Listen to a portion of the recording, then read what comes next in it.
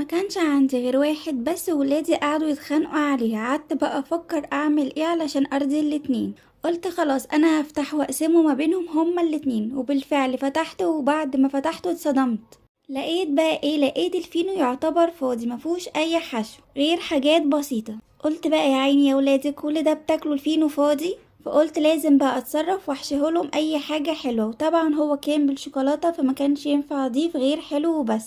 قعدت بقى ادور ايه الحلو اللي عندي، ما لقيتش غير حلاوه. قلت كويس جدا هحطها، وبعدين بقى حطيت كده الحلاوه على الفينو، وبعدين فكرت اسخنهم لهم شويه عشان الفينو ما يبقاش بارد، وكمان علشان الحلاوه تسيح وتلزق في الفينو وما تقعش منهم. حطيت بقى الفينو في صينيه ودخلتهم تحت الشوايه حوالي دقيقتين، وبعد بقى ما طلعته من الفرن فعلا الحلاوه ساحت.